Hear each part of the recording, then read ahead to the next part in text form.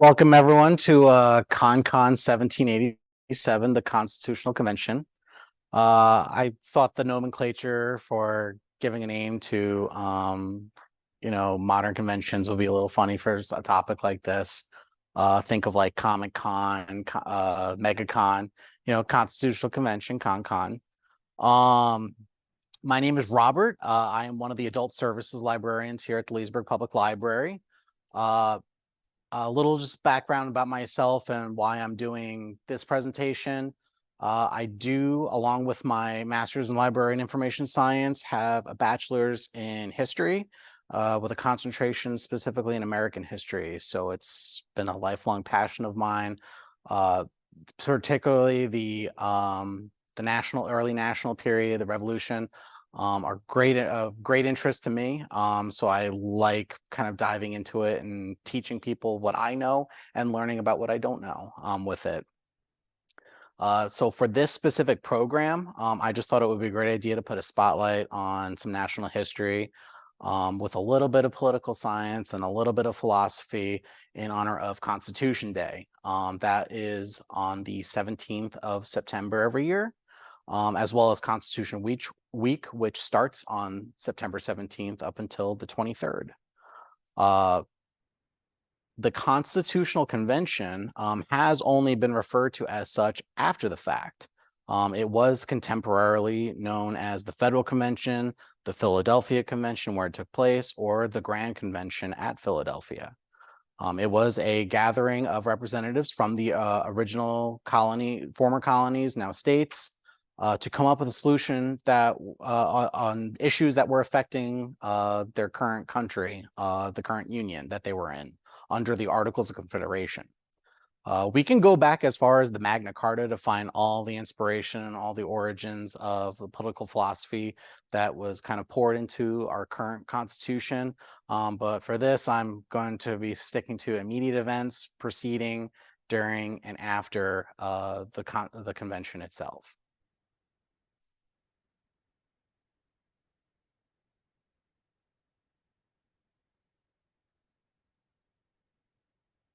There we go. The Constitution of the United States of America is a document that established our current national government and the fundamental laws in our country. It's 236 years old as of the 17th of this year. And, this date, it's honored as Constitution Day as well as Constitution Week, the start of it. And the significance of the Constitution and its impact on the country's history just can't be understated. This is not like, it's not the 4th of July where people celebrate the Declaration of Independence.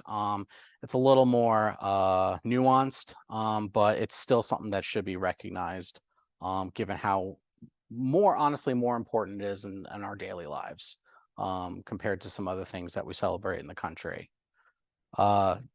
There is a reason why it was created and why we still operate under its law today. Constructed, debated, and signed by the delegates of the Constitutional Convention in 1787. It is the oldest and the shortest written national constitution that is still in use today. There are other ones that are shorter. There are other ones that are longer. People like to refer to like the English, the British Constitution.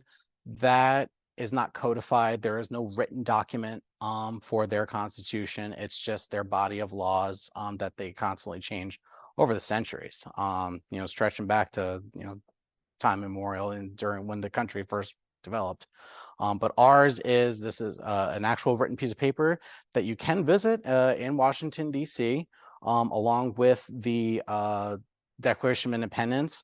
It was originally in the custody of the State Department, but it can be found at display at the National Archives in DC. And with those two documents, the Declaration of Independence and the Constitution, they are commonly called the Charters of Freedom. The Constitution does contain a preamble, so it's kind of just a roadmap of what is in the Constitution, what its general goal and aim is to be. That's what the preamble is. It contains 7 articles, which outlines the exact structure of our government. the endorsements, which are all the signatures of the delegates who were at the convention that signed it, and then, of course, the 27th Amendment, 27 amendments that came after, whether it was right after it was ratified with the Bill of Rights, or up until 1992, which was the last time the amendment was added to the Constitution, with the 27th Amendment. All right. The road to the convention, certainly a bumpy one, but the Constitutional Convention was seen as a necessity by very powerful and influential statesmen in our infant country. You know, it was just starting out. That isn't to say that it had fierce opposition by those who did attend the Constitutional Convention and those who refused to attend the Constitutional Convention. There were supporters on both sides, and it is important to acknowledge that there is a winning side and a losing side. The colonies officially declared independence in 1776, and were governed by delegates from each of these colonies, starting with the Second Continental Congress. This wartime government drafted a permanent alliance in the form of the Articles of Confederation in 1777, and it was eventually ratified by all colonies, now states, in 1781.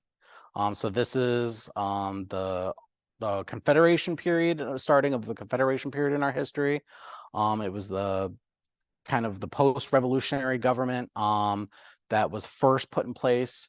The central government was designed to be very, very weak, just due to this, the idea of the fear of a tyranny from a central authority, which is exactly what they were fighting against at that current time, against Great Britain. A parliament and monarch who just kind of, their powers went unchecked in regards to the colonies. They could essentially said they could do whatever they want. They didn't have the rights of the Englishmen that the colonists were under the assumption that they did. There was only, under the Articles of Confederation, there was only one chamber of representatives, and each state received one vote. Passing laws required 9 out of 13 votes, reinforcing that the power of individual states were able to operate independently. And it made things very, very, very difficult to get anything done, because you essentially need most people to agree on it. Amending the articles required unanimous consent, which was near impossible. There were a lot of rivalries going on between the different states. There's regional conflicts that would eventually develop later in our country's history. These things existed from the start. Interests were just always at odds with each other, whether it was from the north versus the south, the coastal merchants from the western farmers. Not everyone was going to see eye to eye on everything. There was no authority to enforce tax collection to fund its mandates, like backing its own paper currency or maintaining an army. War-era debt went unpaid and caused economic turmoil in the former colonies. The individual states conducted their own foreign policies and operated their own money systems, making trade incredibly difficult and complicated. One of the final straws over the Articles of Confederation happened when Shays' Rebellion in Western Massachusetts in 1786, where farmers took up arms over debt, taxation, and corruption. The Confederation Congress couldn't even stop this uprising, and it was eventually had to be put down by the Massachusetts state militia, as well as even being privately funded at the urging of the governor in Massachusetts. It showed that the Articles of Confederation was inept, and that the Articles of Confederation was nothing more than a glorified treaty, making the United States not really a solid unified country, but rather just a confederation of independent countries operating under one common defense treaty. The alarming events and circumstances led to the Annapolis Convention, which was kind of the first step towards the Constitutional Convention in regards to diplomacy between the states. It is formally titled the Meeting of Commissioners to Remedy Defects of the Federal Government. A lot of these things have kind of highfalutin names, but we'll always kind of default to whatever naming convention that has been applied after the fact. In In 1786, delegates from 5 states met in Annapolis to discuss just revising the Articles of Confederation. This was pretty much like the meeting to set up another meeting, where they said, like, this is where they agreed to call for a national convention from all the states and not just the 5 that actually showed up. And this is what turned out to be the Constitutional Convention.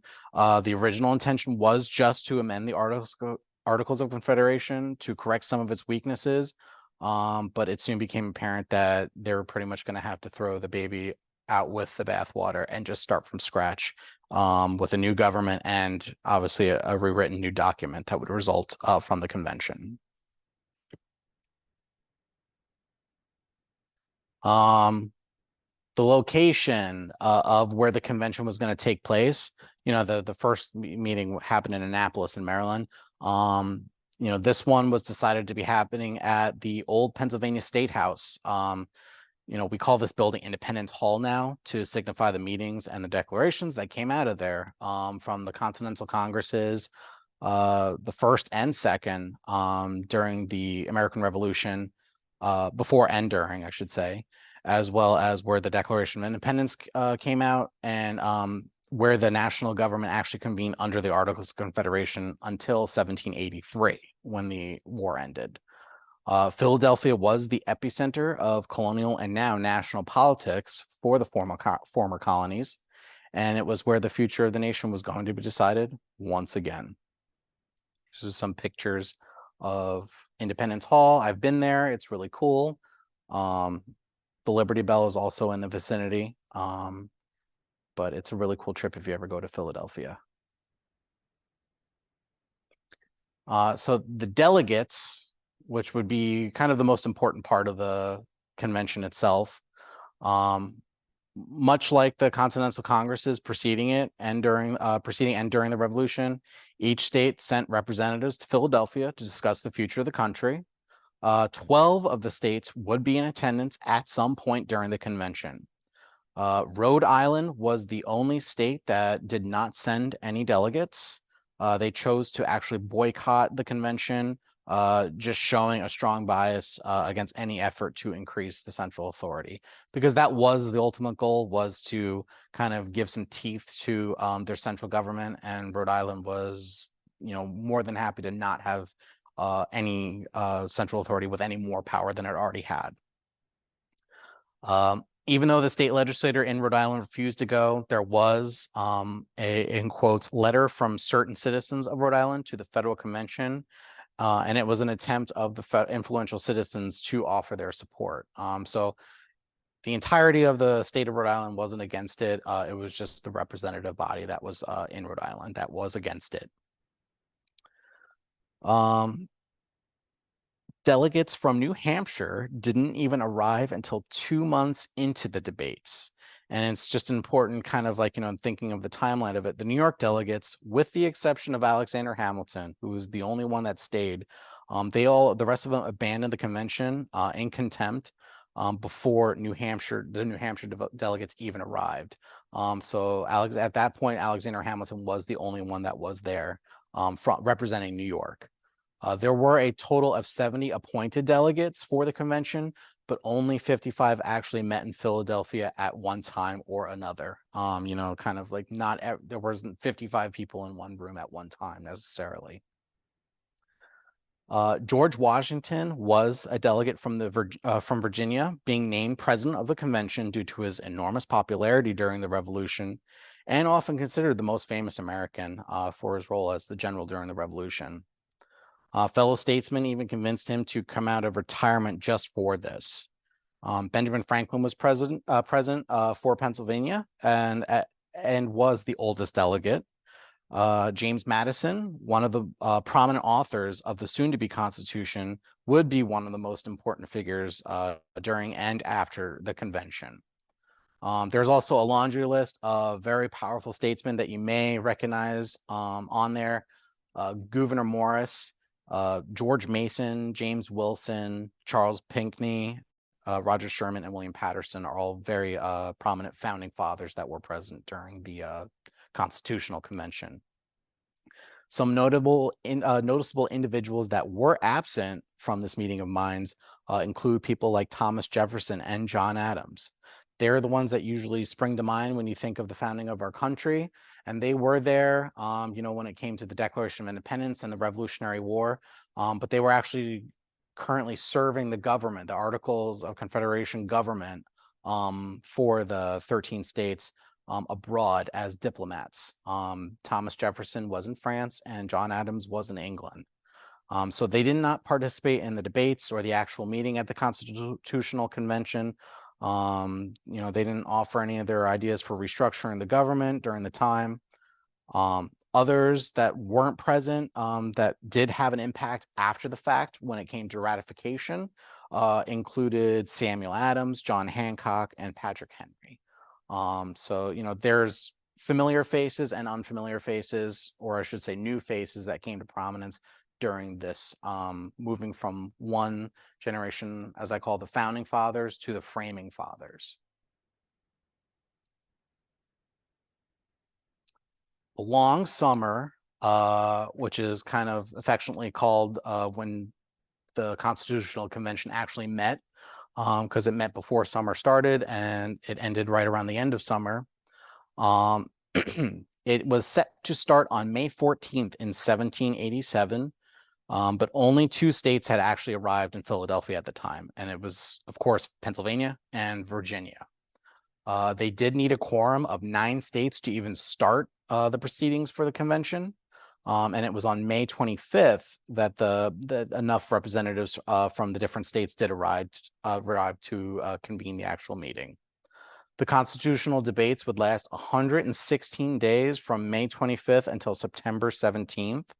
The delegates agreed to keep their deliberations secret, enabling the participants to express opinions freely, to advance tentative proposals, to reconsider decisions without being publicly chastised for inconsistency, and to negotiate, bargain, and compromise.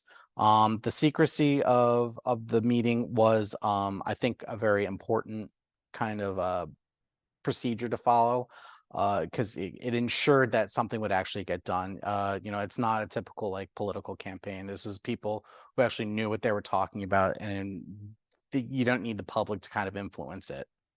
Although the delegates decided to keep the public ignorant of their discussions, Madison, sensing the historical importance of the convention, obtained its permission to take notes on the debates.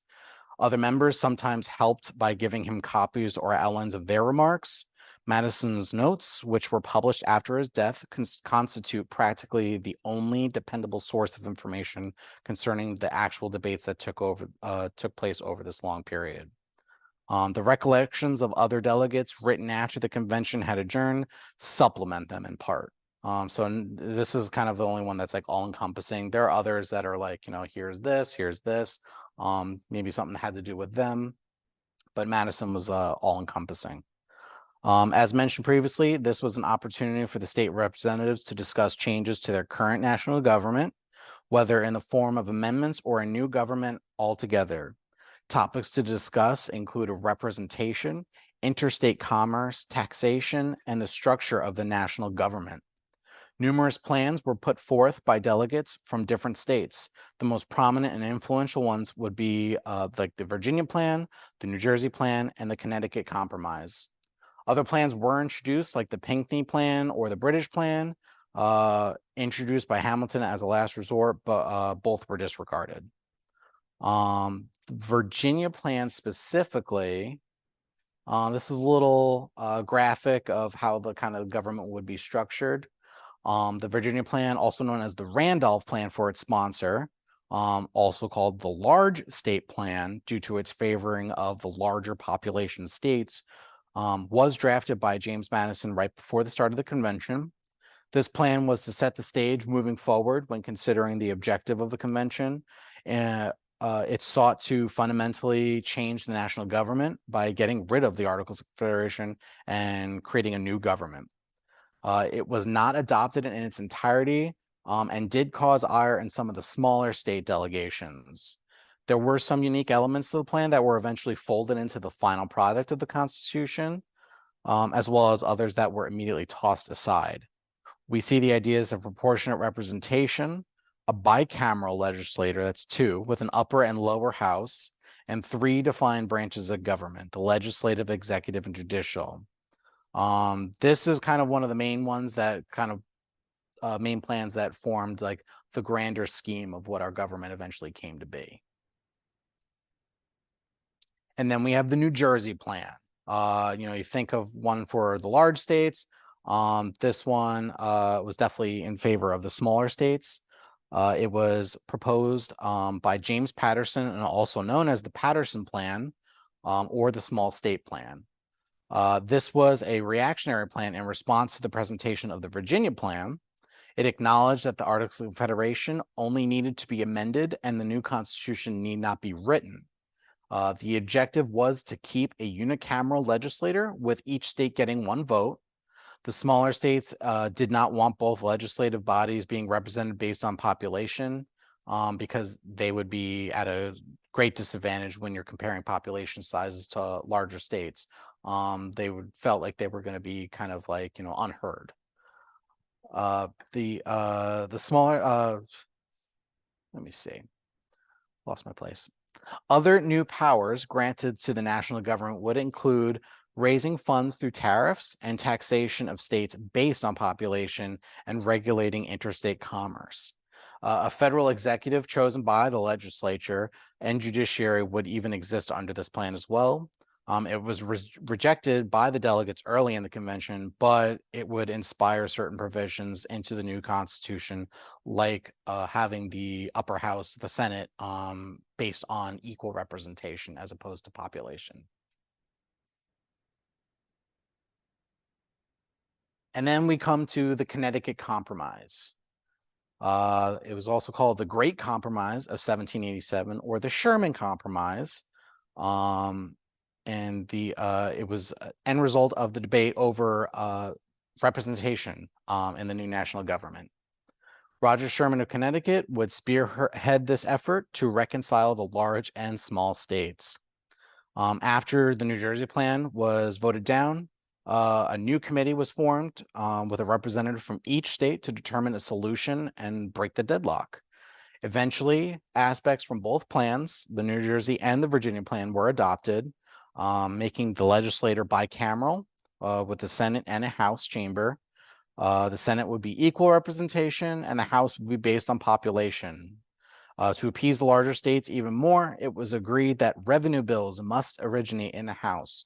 So anything dealing with taxation of the base, it would have to come from the population based legislature to ensure that it affects the people most. They have the most control over that.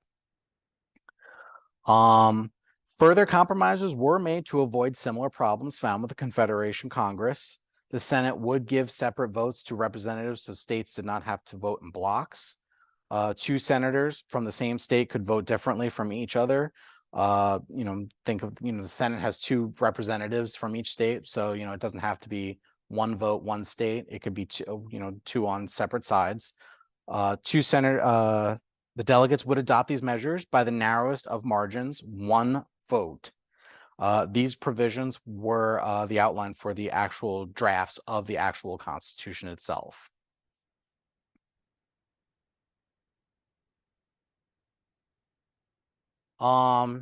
Just kind of looking at the criticisms of what eventually became the Constitution. We talk about, this was over 200 years ago. A lot of things were different back then. And I think it is important that, you kind of take into consideration and context of what was actually applied and what was written in and what was eventually changed with the Constitution. It's a very common thing to think rhetorically, what would the founding fathers do? That's like a lot of people in government try to say what was their purpose? What would they have done if they were in my place? When it comes to current issues, I think you have to take everything into historical context when we're talking about things like this, especially when we're interpreting issues that weren't issues back then and they're issues now. It's very important that not everything thing is applicable for as it was, when they were first drafting the Constitution to what it is now. One of the most glaring criticisms was the practice of slavery in the early national period. It is important to note that slavery was a contentious issue even back then. Chattel slavery of Black men, women, and children was predominant in the southern states, and national politics over the issue would constantly cause strife between the southern and northern states, with the northern states eventually moving towards emancipation. This was an issue that was even happening when the Declaration of Independence was about to be signed. The southern states wanted to make sure that they were gonna, they had the right to have own people. That was their bread and butter in the South with their economy. Slavery was a necessary evil for them. We would eventually see the culmination of the struggle in the Civil War years later. The framers of the Constitution essentially made a bargain to push slavery off in order to achieve the main objective of national union. Most knew that the slavery was immoral, but had their blinders on for a perceived greater good. The words slave and slavery did not appear in the Constitution as originally adopted, although several provisions do clearly refer to slaves and slavery.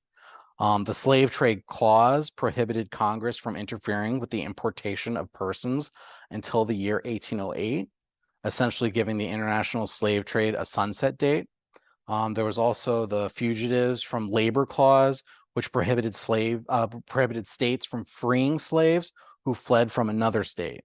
The Three-Fifths Compromise is probably the most infamous provision regarding slavery in the Constitution, outside of its abolishment in the amendments.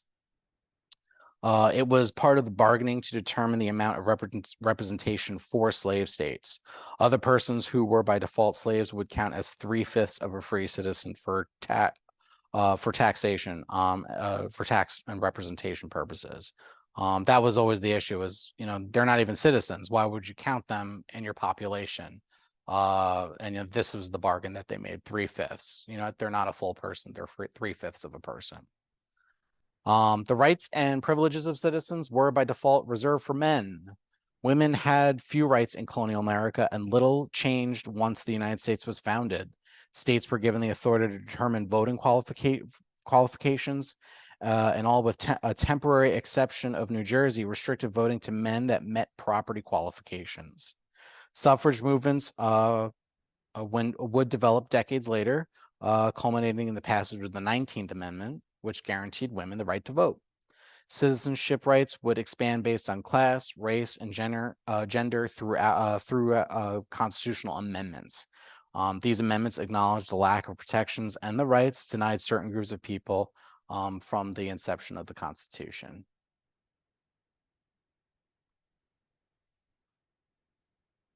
So now diving into what's actually in the Constitution, we do start, the beginning of the Constitution starts not with laws and rules, but rather an objective that is echoed throughout our history.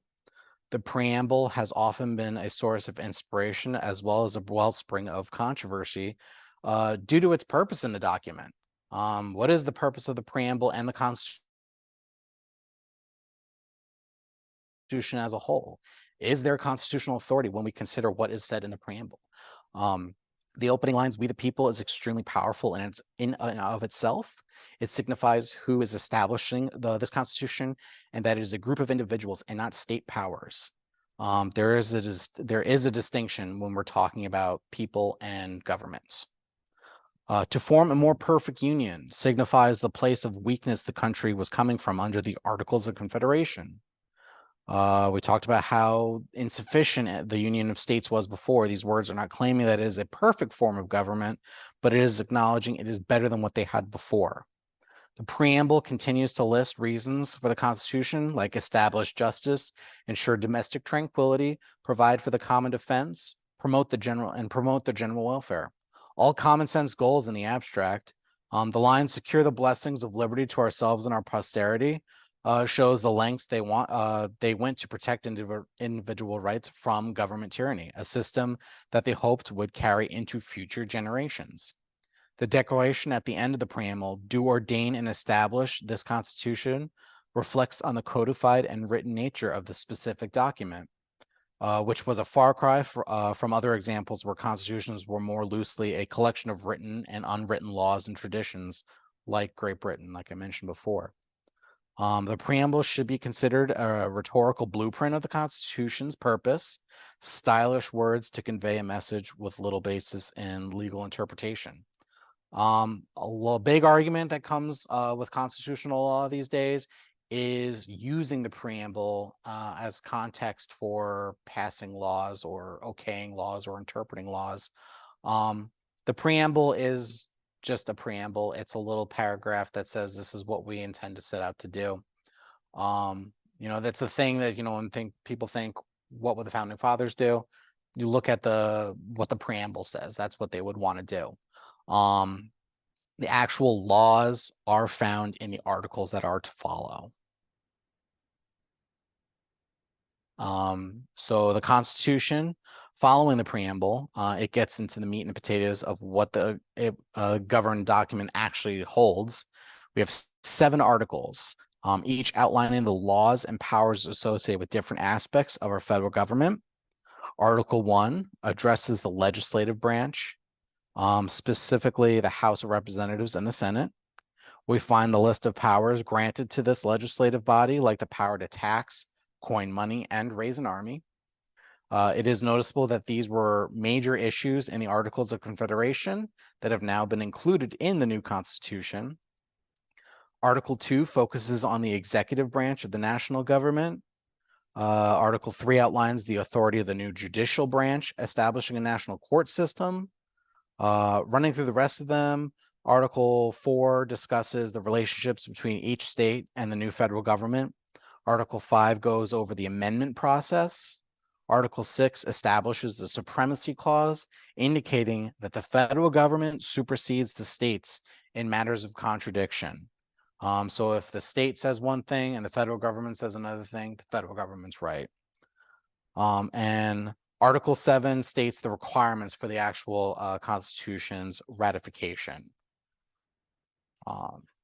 which we will go into the history of, the ratification debates. So the drafting and signing of the Constitution, the Constitution itself was based on several impactful political writings from the likes of the Enlightenment thinkers John Locke, Baron de Montesquieu, and Jean-Jacques Rousseau. Many of the state constitutions also lent a helping hand when coming up with its framework.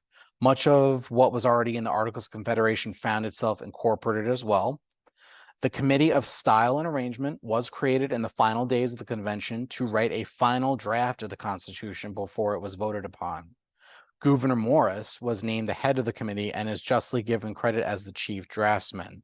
So like Thomas Jefferson was the one who wrote the Declaration of Independence, Gouverneur Morris is the one who wrote the actual Constitution.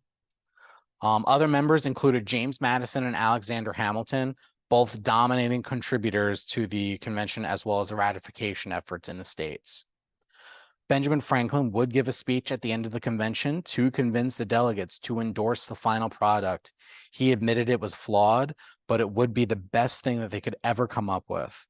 39 delegates would sign the Constitution on September 17th, 1787. After achieving approval from the majority of the delegates, it was sent to the Confederation Congress, who then sent it out to every state. Each state would hold their own ratifying conventions to either approve or reject the newly written Constitution. 9 states would need to ratify the Constitution before it would become a law, as stipulated in the last article. Delaware was the first state to ratify, earning its nickname as the first state in a unanimous vote. Several states would follow soon, but not without obstacles. The Constitution would pass with New Hampshire as the 9th state to ratify on June 21st, 1787, almost a year later. This would activate Article 7 of the Constitution, which stated that its enactment would be upon the 9th state's ratification. And that would, so there were still 4 states that had not ratified when the Constitution actually went into effect.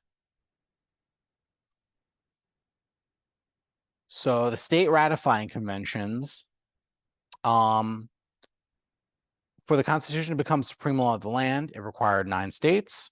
The states would hold their own conventions. The document had noticeable flaws in the eyes of many state conventions. Ratification would be a life or death struggle for the new government of the United States.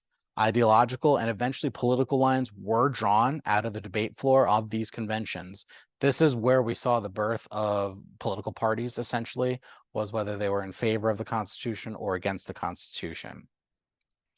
Those that supported it were called Federalists, because of what's titled as the new mode of government that would be a federal government.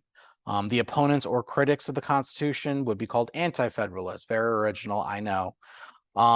Federalists would favor the increased strength of the national government, while anti-federalists wanted states and individuals to retain as much power as possible. In the months following the convention, states would take up the debate.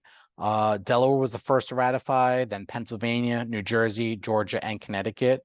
Massachusetts would ratify it next, but only conditionally. What's called the Massachusetts Compromise was an agreement negotiated by John Hancock and Samuel Adams, both anti-federalists, to ratify the Constitution with a list of amendments ready to be passed upon ratification. So this is where that inception of where the Bill of Rights would come in. Not saying that's not what the Bill of Rights was, they didn't come up with the Bill of Rights, but this is the idea of the Constitution already needs to be amended. Other states would follow suit with this strategy. There was one state that would hold out until 1790, over a year after the Constitution went into effect. Can you guess which one? Rhode Island. Rhode Island rejected the Constitution through a series of state conventions. Civil unrest was prevalent in Providence between the ruling powers of the state and the merchant class that supported the Constitution. The newly established federal government passed a bill to embargo Rhode Island, forcing the state to reluctantly ratify the Constitution with a list of proposed amendments, as seen in other states.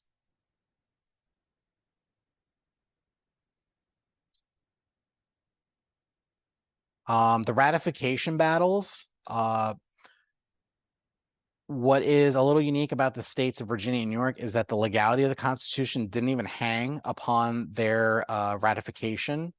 The Constitution was already ratified, but they were the kind of the largest, most important states in the Union. So the victory was more about the Union and principles for the proponents of the Constitution. Virginia and New York were the two biggest states in the Union, and their political support for it would weigh upon its success. Imagine if the rest of the states, including these two, chose not to ratify the Constitution and rejected the new national government. Rhode Island ended up being an isolated incident that could be coerced in ratification. But what about the other states? That's kind of always in the back of your mind, is if half the 4 of the largest states out of all 13 were like, no, we're not going to ratify this. You guys can say it. Another war probably would have happened if someone tried to force another. Luckily, ratification did happen in every state, even in Rhode Island eventually. Regardless of the consequences, men like James Madison and Alexander Hamilton made it their duty to convince their constituents the importance of ratifying the Constitution. Madison was from Virginia and Hamilton was from New York. So they were both present and proponents, the Federalists that were there to debate for the Constitution. The Federalist Papers were a series of 85 articles and essays written by Hamilton, Madison, and John Jay in support of ratifying the Constitution, specifically in New York. The direct influence these philosophical treatises on the convention debates is in itself debatable. They were just published and passed around, but they would be lauded as one of the most significant works of political philosophy in our country and in history. They weren't without their critics, as a more decentralized collection of writings known as the Anti-Federalist Papers would attack the Constitution. The Anti-Federalist Papers would have an even weaker impact on the debates, and kind of, we don't really talk about the Anti-Federalist Papers, since they are the losing side. It's kind of, they exist, but, we only talk about the Federalist Papers because it supports something that we actually now have. Virginia and New York held their ratifying conventions the summer of 1788, so a whole year after the convention. Both had heavy hitters present. George Washington and Madison were in Virginia, supporting the Constitution against Patrick Henry. And then you had Hamilton against George Clinton, who was the governor of New York, up in New York. Both would end up ratifying once New Hampshire secured the Constitution's establishment, and both conventions were by incredibly narrow margins. Amendments were called for by anti-federalists, but not upon conditional ratification. The New York circular letter was sent out to all the states pleading for a convention to ratify amendments. James Madison was even persuaded by his opponents that a Bill of Rights was necessary for the Constitution. And then we're looking at the Bill of Rights and the amendments as a whole. In its most basic form, the Bill of Rights is just the first 10 amendments to the Constitution. This was all done largely due to the efforts of James Madison, who was deemed the father of the Constitution. Many delegates at the Constitutional Convention and the following state ratifying conventions would demand a Bill of Rights be added. Madison was persuaded by his opponents. He studied the deficiencies of the Constitution pointed out by the anti-federalists, and then crafted a series of corrective proposals. It was to address specific guarantees of personal freedoms and rights, clear limitations on the government's power in judicial and other proceedings, and explicit declarations that all powers not specifically granted to the federal government by the Constitution are reserved for the states and the people. Within the first year of the new Congress in 1789, a Bill of Rights would be passed and sent to the states for ratification. There were initially 12 amendments proposed, but only the third to the 12th were ratified. So the first two were not. It wouldn't be until 1992 that the originally proposed Second Amendment would be revisited and ratified as our now 27th Amendment. So I just have on here the list of the amendments. The Bill of Rights probably has the most easily recognizable amendments that people can name. You know, free speech, press, religion, assembly, and petition for the First Amendment. The right to bear arms, you know, for the Second Amendment to simplify it. The Third Amendment was no quartering of soldiers, and that was a direct result of what happened with the British during the lead up to the Revolution.